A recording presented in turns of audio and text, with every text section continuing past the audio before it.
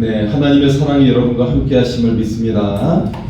네, 여러분 2025년도에 이제 두 번째 주가 되었는데요. 여러분 여전히 새해 복 많이 받으시기를 바랍니다. 우리 한 번 더 옆 사람에게 새해 복 많이 받으세요. 인사 한번 나눌까요? 새해 복 많이 받으세요.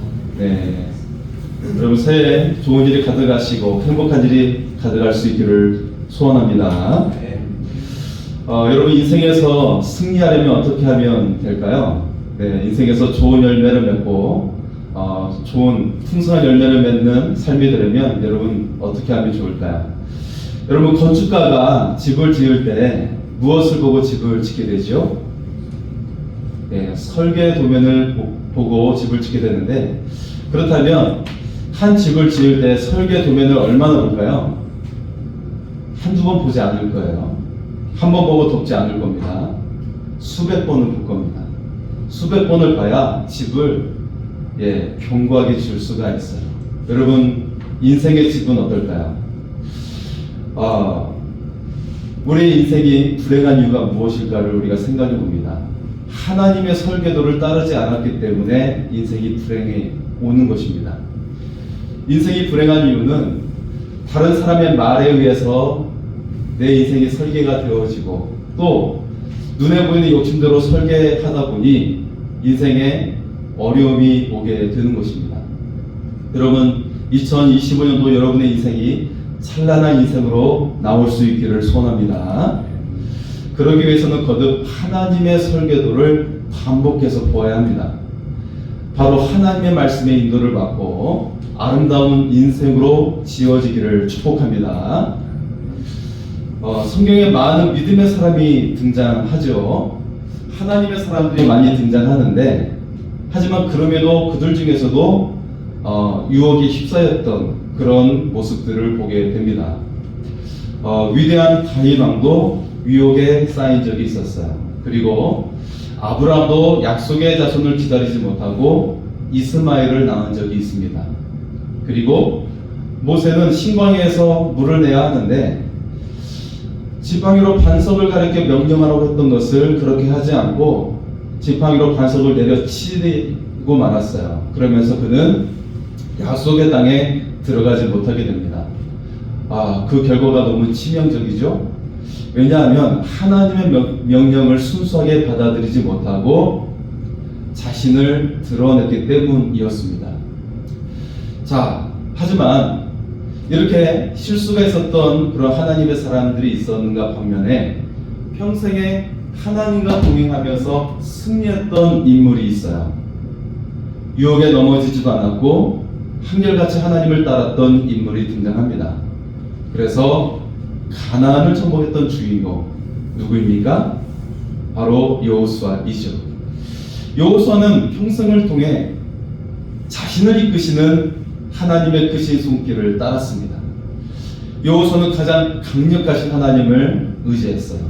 여호수아는 사실은 작은 자였죠. 모세의 종에 불과했지만 작은 자였지만 가장 강한 자가 될 수 있었습니다. 오늘 여러분도 평생을 이끄시는 하나님의 크신 손길이 임할 수 있기를 소원합니다. 2025년도를 통해 하나님께서 이루실 큰 일이 일어나는, 그 일을 경험하는 은혜의 삶이 될 수 있기를 축복합니다. 자, 오늘 말씀 첫 번째는 평생 크신 하나님을 따르면서 큰 자가 되었다는 것입니다. 여러분 미국에 이민 간 사람들 주변에 있습니까? 미국에 이민 간 사람들은 자신을 마중 나온 사람이 누구냐에 따라서 직업이 결정이 된다고 그래요.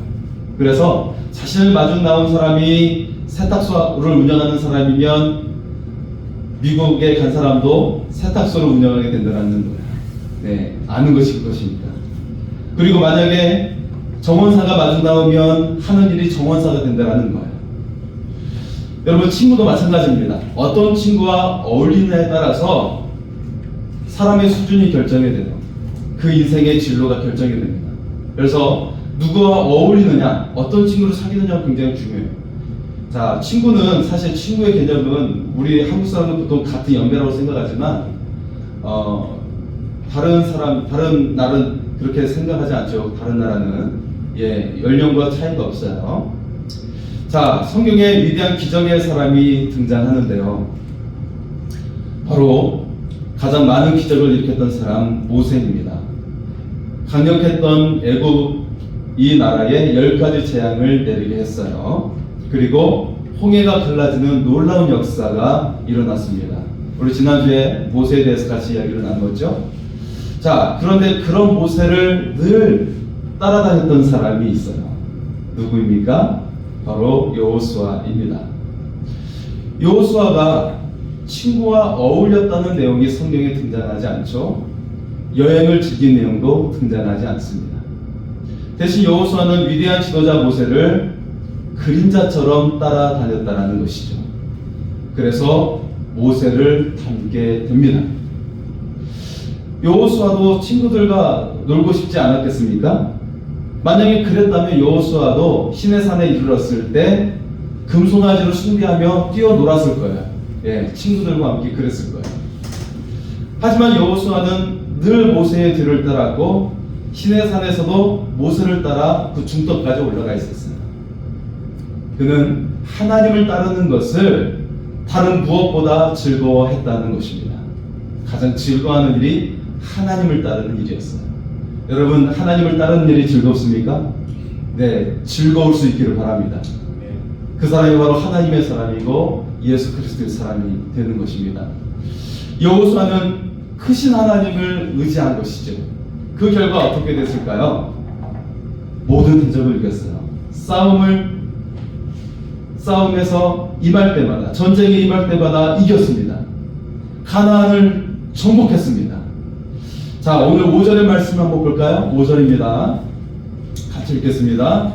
내 평생에 너를 등이 대적할 자가 없으리니 내가 모세와 함께 있었던 것 같이 너와 함께 있을 것이니라. 내가 너를 떠나지 아니하며 버리지 아니하리니. 아멘. 자, 여호수아는 가나안을 정복하면서 매번 이기게 되는데요. 딱 한 번을 제외하고는 모든 전쟁에서 이기게 됩니다.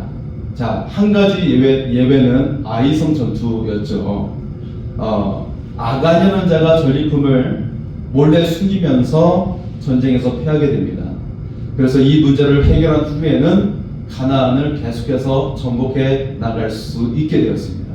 그래서 여러분, 문제가 어디에서 흐트러졌는지를 한번 점검을 하면 그것은 하나님을 온전히 경외하지 못한 부분이 있었던 거예요. 아간의 범죄가 있었던 것이죠. 그것을 해결하니까 계속해서 가나안을 정복해 나갈 수가 있었어요. 여러분, 우리도 주변을 둘러볼 때 문제가 있다면 우리가 다시금 하나님을 경외하는 자리로 나아갈 수 있기를 소원합니다. 여호수아는 거대한 여리고성 앞에서 두려워하지 않았어요. 왜냐하면 그냥 하나님을 뒤따르면 되었기 때문이었습니다. 하나님이 더 크신 분이었기 때문에 이 여리고성 앞에서 그는 두려워하지 않았습니다. 여러분, 인생의 문제 앞에서 두려워하지 마시기 바랍니다. 더 크신 하나님께서 능히 이기게 하실 줄 믿습니다. 하늘을 나는 새 중에 가장 오래 날고 가장 멀리 나는 새가 어떤 새인 줄 아십니까? 네, 어떤 새가 가장 오래 날고 멀리 날아갈 수 있을까요? 한번 그림을 볼까요? 자, 이 새 이름이 무엇이죠? 예, 제가 친절하게 이름도 적어놨는데 알바트로스라는 새입니다. 자, 이 새는 하루에 날 수 있는 거리가 800km, 서울에서 부산을 오갈 수 있는 거리입니다.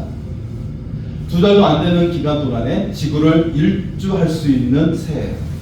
예, 여러분, 지구를 한번 일주하면 얼마나 좋을까요? 네. 2달도 안 돼서 일주할 수 있고 날개를 퍼덕이지 않는 활공만으로도 6일 동안 비행할 수 있다고 합니다. 그냥 날개만 쭉 펴면 6일을 비행할 수 있대요. 퍼덕이지 않아도. 이 새가 멀리 날고 오래 날 수 있는 비결이 무엇일까요? 이 새가 하늘의 힘을 타고 날기 때문에 그렇습니다. 이 새의 날개 길이가 3m 정도 된다고 그래요. 이 새가 날 때는 10%는 자기의 힘을 의지하고 90%는 바람의 힘을 가지고 바람을 타고 날아다닌다고 합니다. 바람의 힘으로 날기 때문에 힘을 들지 않는 거예요. 그래서 오래 날 수 있고 멀리 날 수 있는 것입니다. 여러분, 여호수아는 하나님을 의지했습니다. 자기의 힘은 미약하게 썼을 뿐입니다. 하나님의 힘을 타고 날아오르니 여리고를 무너뜨렸습니다. 하나님의 힘을 타고 날아오르니 가나안의 7도성을 무너뜨리고 가나안 땅을 정복하게 되었습니다. 여러분, 2025년도에 하나님을 의지하시기 바랍니다. 하나님의 힘을 타고 높이 날아오르는 여러분의 삶이 될 수 있기를 축복합니다. 두 번째는 평생 하나님의 말씀을 의지하여 큰 능력이 나타났다는 것입니다. 한번 따라서 할까요? 하나님의 말씀을 의지하니 큰 능력이 나타났습니다. 여러분, 그렇습니다. 여호수아는 말씀에 순종했어요. 그래서 항상 형통할 수가 있었다는 것입니다. 7절의 말씀을 볼까요? 7절입니다. 오직 강하고 극히 담대하여 나의 종 모세가 내게 명령한 그 율법을 다 지켜 행하고 무르나 자로나 치우치지 말라. 그리하면 어디로 가든지 형통하리니. 아멘. 여호수아는 항상 하나님의 말씀을 사랑했어요. 그 말씀을 따랐습니다. 청년 시절 모세를 따를 때에도 하나님의 말씀에 순종했습니다. 이스라엘 백성이 금송아지를 만들 때에도 하나님의 말씀에 순종했어요.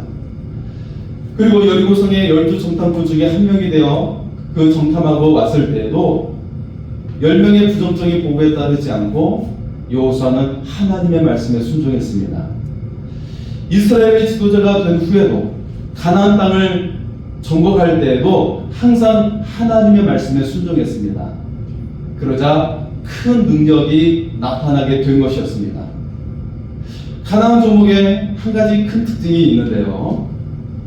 가나안 정복에 가장 상징적인 장소가 나옵니다. 그곳은 어디일까요? 바로 길갈이라는 장소이죠.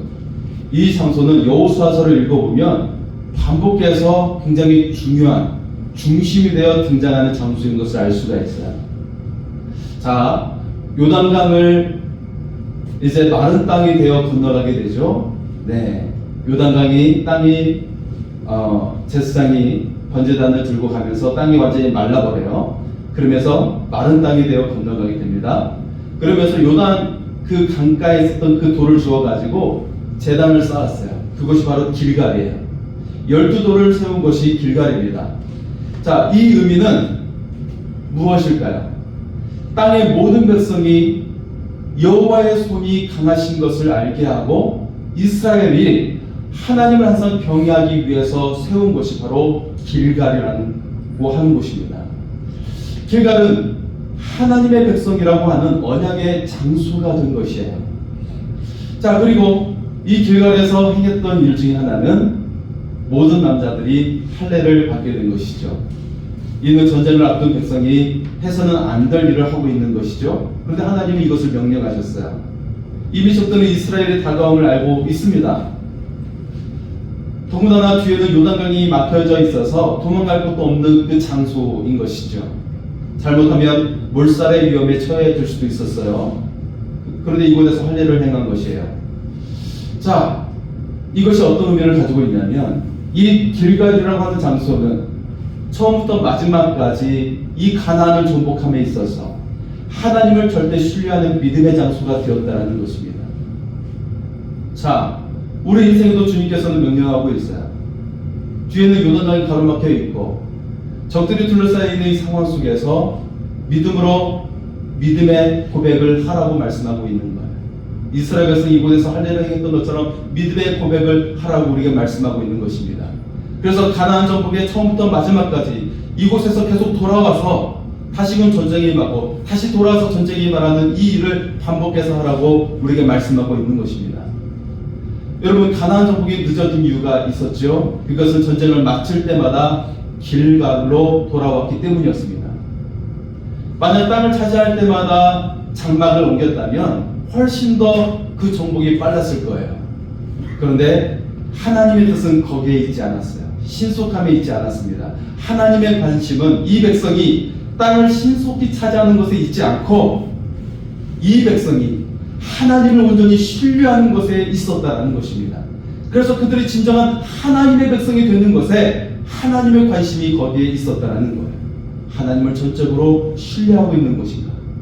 거기에 하나님의 관심이 있었다는 것입니다.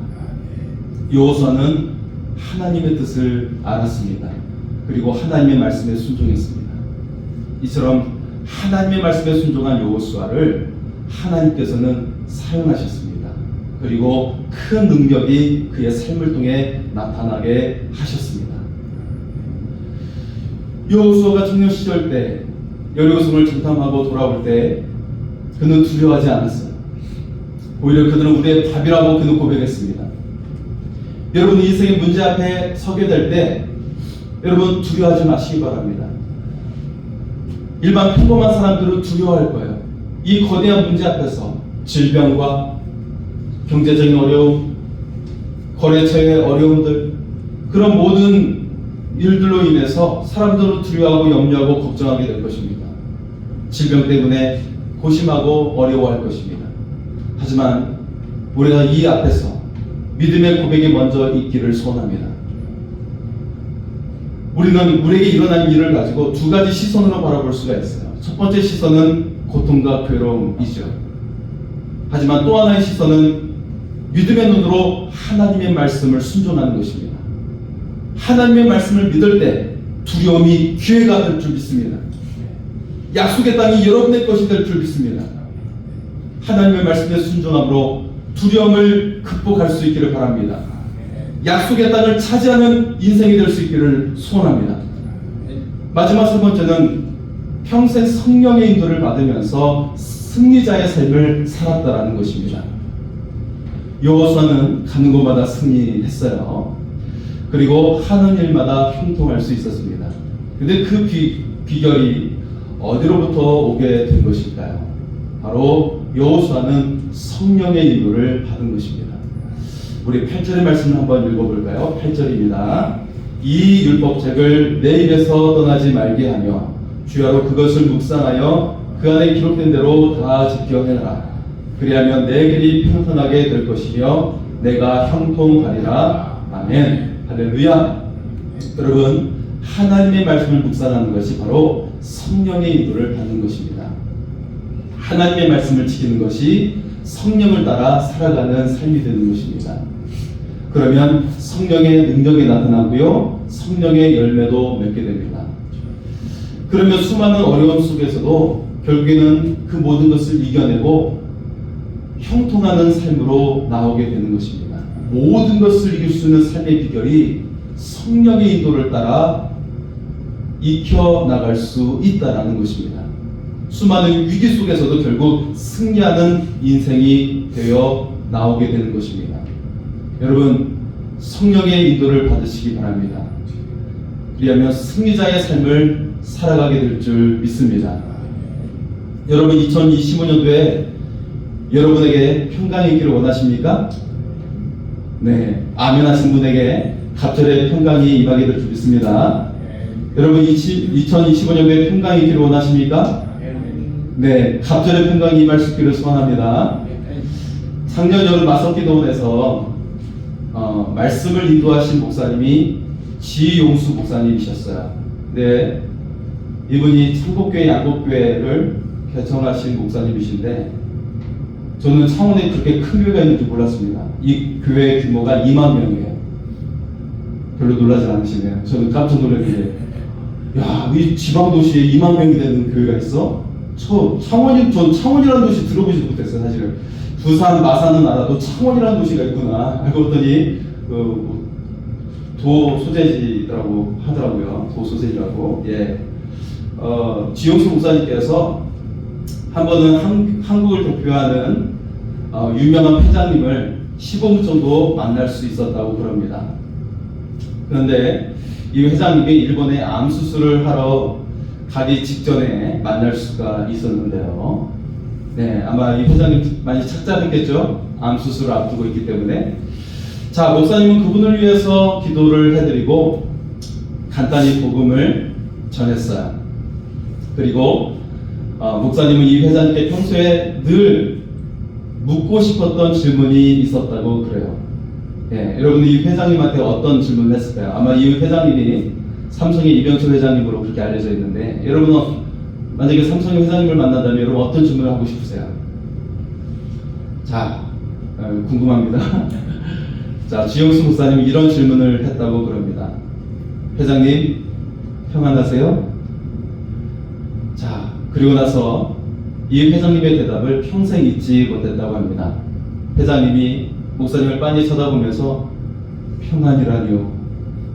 요즘은 아침에 눈을 뜨면 초조하고 불안하고, 요즘 아침에 눈을 뜨면 아주 초조하고 불안하고, 이 말을 반복했다고 말합니다.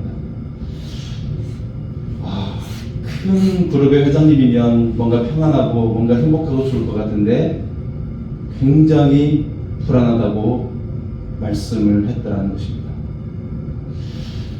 목사님은 그때 그분의 대답을 듣고 하나도 부럽지 않더랍니다. 너무너무 불쌍하게 보이더랍니다. 그래서 속으로 그렇게 생각을 했다고 합니다.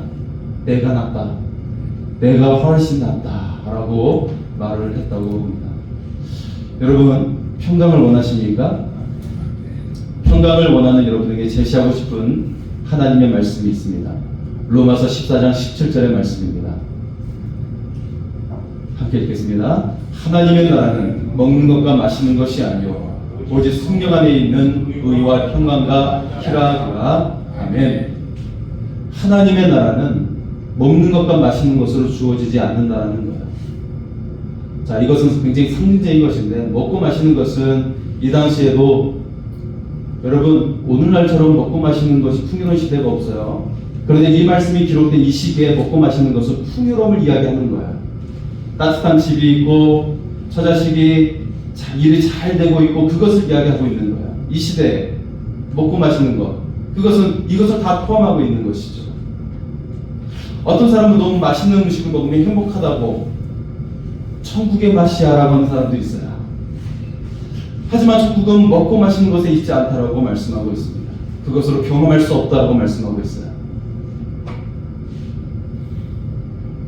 천국은 성령 안에서 의와 평강과 희락이라는 것입니다. 우리가 의를 누리고 평강을 누리고 희망을 누리고 싶다면 그것이 바로 천국을 누리는 것이 된다는 거예요. 지금 우리나라가 의가 바로 되지 못해서 많이 혼란스럽죠. 평강과 희락을 진정으로 누리기 위해서 그것을 누린다면 정말 천국을 누리게 되는 것인데, 그것이 어디에서부터 온다라고 말씀하고 있습니까? 바로 성령 안에서 온다라고 말씀을 하고 있습니다. 성령 충만한 사람이 평강을 누리게 되는 거예요. 내 집이 크다고 해서 평강을 누릴 수 있다는 것이 아니랍니다. 성령 충만한 사람이 평강을 누릴 수 있다고 말씀하고 있는 것입니다. 하나님을 의지하는 사람이 평강을 누릴 수 있다는 것입니다. 여호수아는 성령의 인도를 받았습니다. 광야에서 백성들이 불순종하고 있을 때에도 그는 흔들리지 아니하고 하나님을 의지했습니다. 가나안 정복에서 매일 죽음의 그런 싸움이 연속되었지만 그 순간에도 하나님을 의지했습니다. 약속의 땅은 성공을 말하는 것이 아닙니다. 약속의 땅은 하나님의 백성이 되는 것을 말씀하고 있는 것입니다. 약속의 땅은 성령의 사람이 되는 것을 말씀하고 있는 것입니다. 여러분, 이 세를 통하여 우리가 오직 하나님만을 의지하는 하나님의 사람으로 살아갈 수 있기를 소원합니다. 인생의 두려움이 약속의 확진으로 변화될 수 있기를 소원합니다. 하나님께서 역사하시는 삶이 될 수 있기를 소원합니다. 하나님의 힘으로 높이 날아올라서 도약하는 여러분의 삶이 될 수 있기를 축복합니다. 이 시간 그 하나님을 의지하며 같이 찬양하시겠습니다.